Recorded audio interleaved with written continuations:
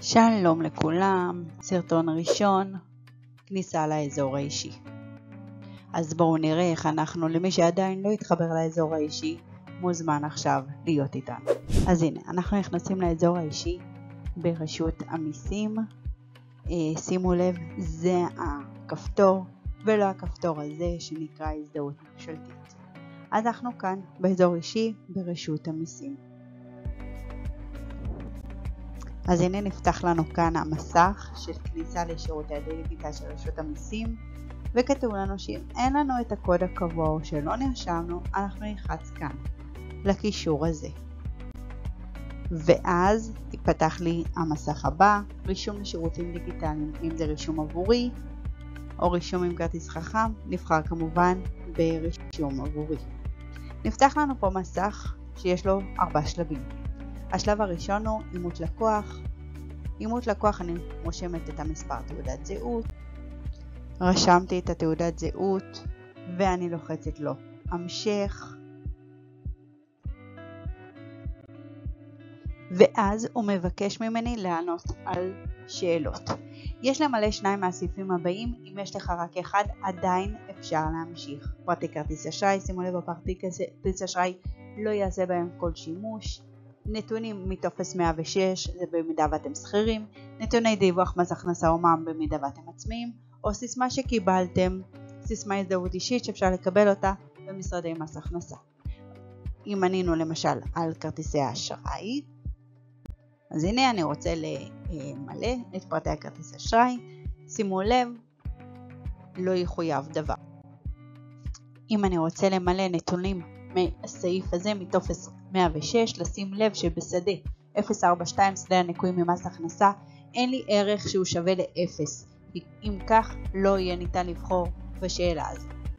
אחר כך, אם בחרתי לי לענות על נתוני דיווח מס הכנסה או מע"מ, שוב, אם יש לי נתון שהוא 0, אני לא יכול לבחור בשאלה. סיסמה הזדהות אישית, במידה וקיבלתי ממס הכנסה, לא לכולם רלוונטי. המשכנו הלאה, מילאתי סעיף 1, אני רוצה להמשיך. הגענו למסך הזה, במסך הזה אני צריך למלא 2 סעיפים. תאריך הנפקת תעודת זהות שלי, או מספר זהות הורה שלך, שימו לב, גם הורה שנפטר.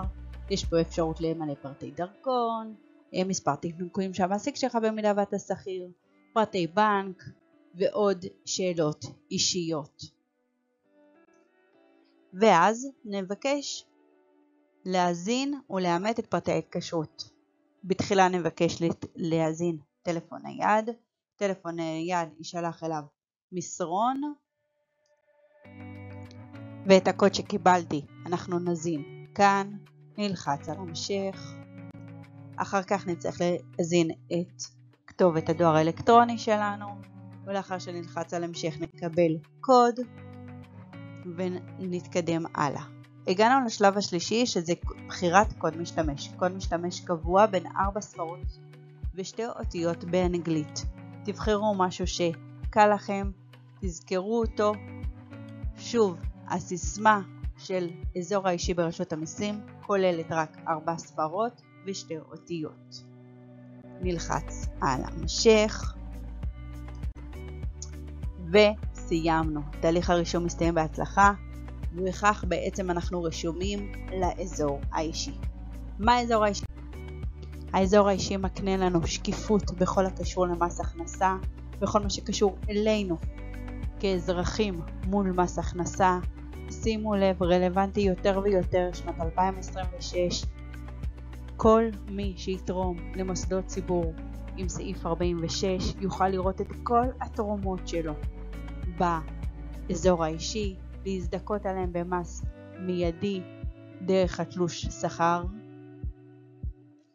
או לאשר למייצג שלו במידה והוא עצמאי, לראות את כל התרומות. יש לנו הפתעות באזור האישי, ייכנסו ותהנו. תודה על ההקשבה.